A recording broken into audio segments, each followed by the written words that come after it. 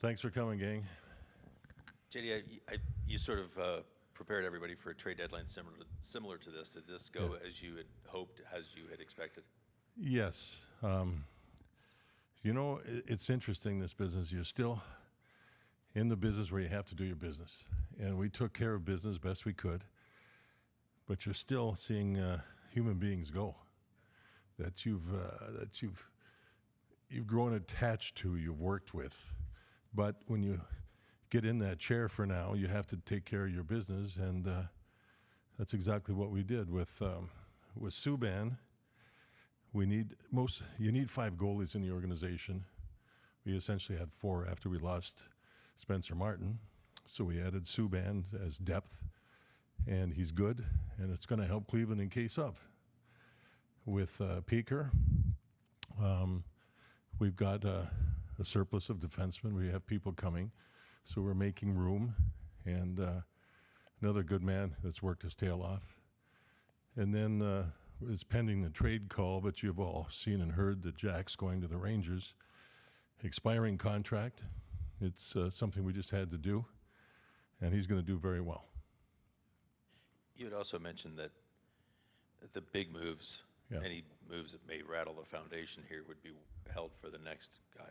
Did you have offers for big moves that you pushed off? I will say that we had lots of talk that was very intriguing, but I felt and we felt that that's something that the next general manager should take care of.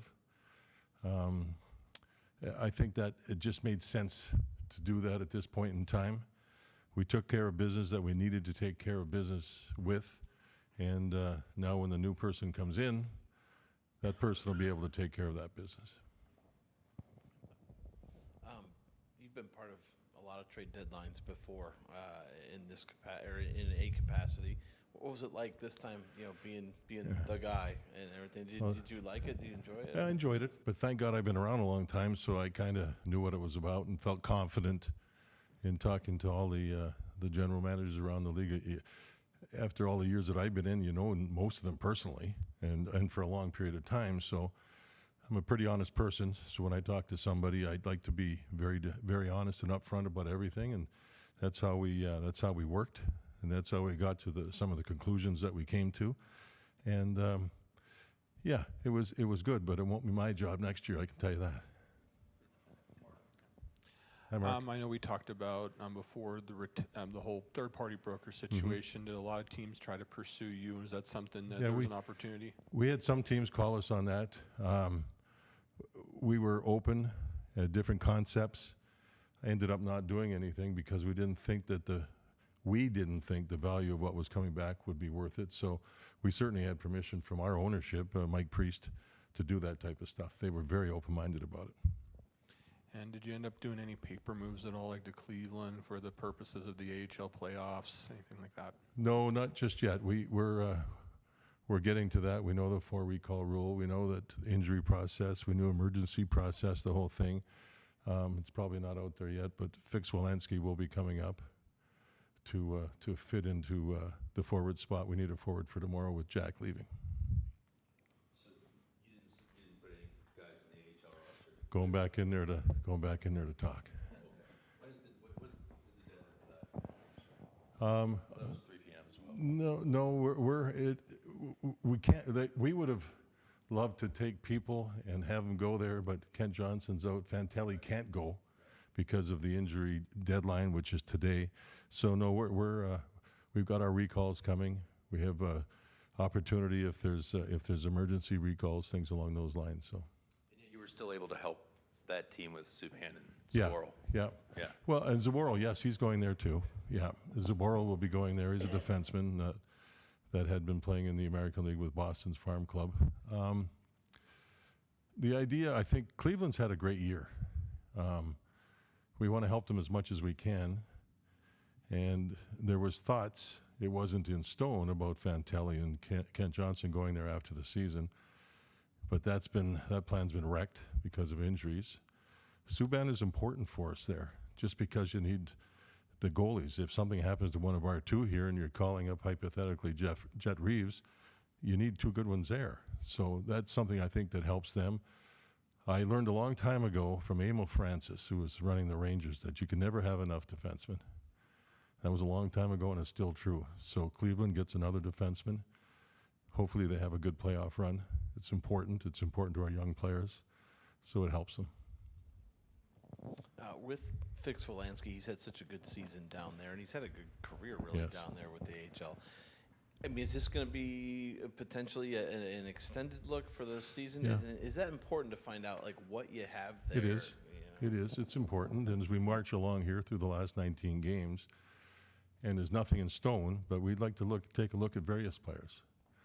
Who earns it? You got to earn it, and there's a possibility that can happen. Plus, there's no guarantee we're not going to have injuries for the rest of the season, so there's going to be some player movement to take a look at some various players as we march through the season.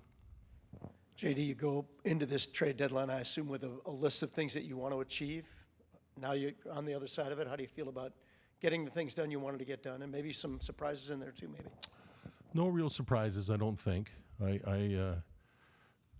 I just know that we had to take care of business, and that's exactly what we did. You know, with both Jack, he's going to have an opportunity, which is really good for him.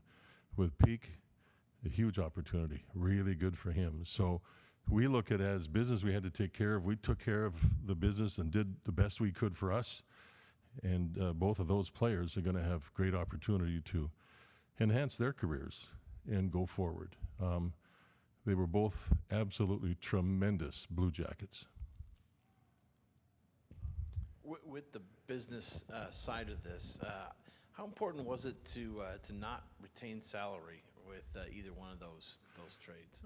Well, with Jack, there is some, but you know, one thing that's interesting about retaining salary, if you trade somebody that's got a 5-year contract, that is, you can't just retain 1 year or 2 years. You got to do it all 5. So it's an interesting rule that's in place. But no, we're fine. We actually, business-wise, did what we had to do. You had talked about some of the offers that you had, some intriguing ones. Specifically about Boone, through the whole process, were there some offers for him? And taking out the emotion of what he represents to the Blue Jackets, did something really catch your attention? Boone is a very respected player in the league. I really don't want to get into which players the other teams were calling about, but they called about quite a few. And that's a straight goods. Regarding Boone, there's not many Boone Jenners around. It's hard to take the emotion out because it becomes emotional when you think of what he does for this organization on the ice and otherwise. He's in some ways he's the heartbeat, and that's important. And as we're trying to turn the page and get to the next level, he's an important guy for us. But certainly I can tell you that he's a very popular player amongst general managers in the National Hockey League. Thanks, gang.